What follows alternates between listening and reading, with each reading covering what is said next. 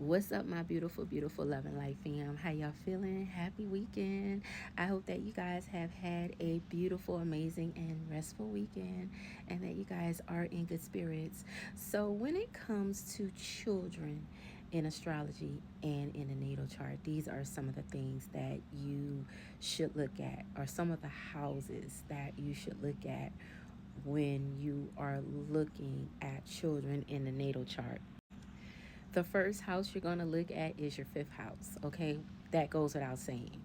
Even if you don't have planets in your fifth house, you still want to look at your fifth house to see what type of children you're going to have. I don't have any planets in my fifth house and I have two children, all right? So it doesn't matter if you have planets in your fifth house or if you have a full fifth house. You will look to your fifth house to see what type of children you're going to have, and more importantly, your fifth house is going to show your first child, okay? So if you don't have any planets in your first house like me, you're going to look to your chart, not your chart ruler, my apologies. You're going to look to the house ruler. So for example, my fifth house is in Pisces. So therefore, the planet that rules the house for my fifth house would be Neptune and Jupiter, okay? Because a traditional ruler of Jupiter, the traditional ruler of Pisces is Jupiter, and also Neptune um, rules Pisces as well. So those are the two planets that you would look to if you have an empty fifth house, right? So I'm gonna use me for an example again. I have an empty fifth house. It is in Pisces. My house ruler would be Jupiter and Neptune. So I'm going to look at my Jupiter and I'm going to look at my Neptune. And I'm also going to look at my 12th house too, because, and I'm going to look at the ninth house. I hope y'all keeping up. I hope y'all following me because it's a lot, but it's easy. Don't worry. I got you. You're going to look at your Jupiter. You're going to, well, me, not you, but me, unless you're Scorpio rising. If you're Scorpio rising, then follow along. But I'm just using me for an example. But you're going to look at those. I'm going to look at those two planets to see how my children are going to play out in my natal chart. All right, so take that if you need to.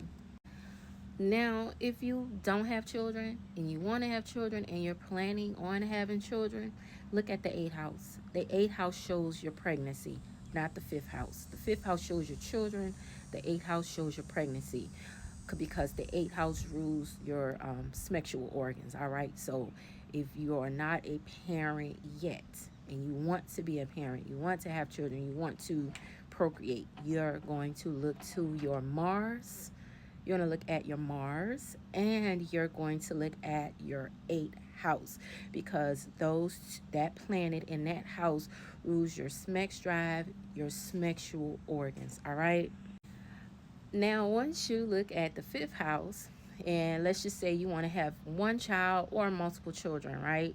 And also, your second child can be seen in your seventh house, but you can see all of your children in your fifth house.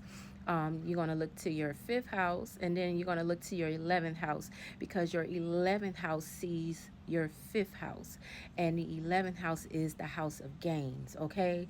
And then once you look at your 11th house to see what type of gains you're going to get from them little people that you're going to bring into the world,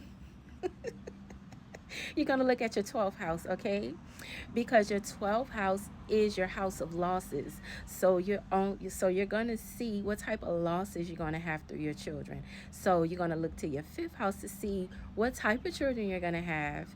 You're going to look to your eighth house to see when and if you're going to get pregnant. Also your Mars to see, when, if, and how you'll get pregnant, because that's our sex organs and sex drive.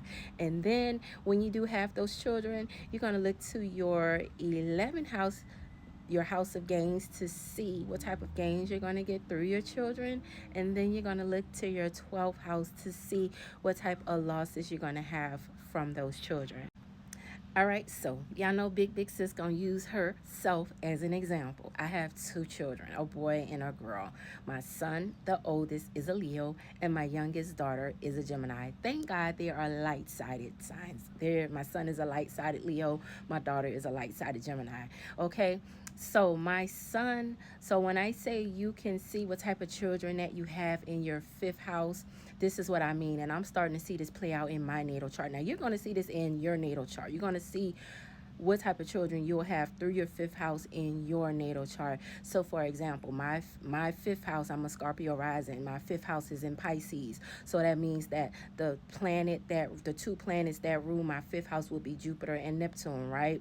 So with my fifth house being in Pisces, specifically the first child can be seen in the fifth house and the second child can be seen in the seventh house. I can still see both of my children playing out through my fifth house because Pisces rules, well, because I have a Pisces fifth house, this means that I will or I have children that will be extremely creative, extremely artistic, and maybe even highly spiritual and intuitive. Now, my son, for example, and anybody who knows my son knows he loves to be in isolation, and that's one of the manifestations of Neptune. Somebody who loves to be in isolation. My son, he loves to be in his room. He loves to be to himself. He loves to be in isolation, and when he's alone in his room, in isolation, guess what he's doing? He's being creative. He's in the band, he plays instruments, and he is an amazing artist. He spends his time learning his craft, studying his craft, practicing his craft, learning notes, this, that, and the third. He's highly intuitive. He's highly creative, and he's going to be he's studying to be a musician. Thus, that is one of the manifestations of having a Pisces fifth house, a child who's highly creative, a child who's highly artistic, and a child who's highly spiritual. Now, he hasn't really, I believe that he is um, highly intuitive and highly spiritual, but he hasn't really shown that manifestation of that yet. But he's definitely showing the manifestation of the creative side. Now, one of the things that you have to do with your children when you have Neptune and Jupiter ruling your fifth house, because Neptune is that planet of confusion, it might take a little time for your children to find their way, to find their path. So, as a parent, you have to guide them and help them in figuring out their path. But when they do find their path, they're going to be unstoppable. Last but not least, my daughter. Now, because the seventh house is your second child is seeing your seventh house, I definitely can see my daughter through my fifth house, and I can see her in my seventh house. My daughter also is highly creative and highly artistic. She's also learning how to play instruments. She also can sing. She does so many creative and artistic things. And yes, I have had to be patient with her and help her and guide her also. But because she's in my seventh house and my seventh house is ruled by Aries, I always have to prioritize her and put her first. And it throws me the fuck off because I have planets in my first house. So, you guys, me using that example, you guys see how you can see your children in your natal chart. All right, y'all, I'm going to leave it here. I hope this helps someone. If you have any questions, let me know. Hit me up in the comments. Let me know what you guys think if you have children and how that's working out for you. All right, you guys. Okay, y'all. Love you guys. Bye.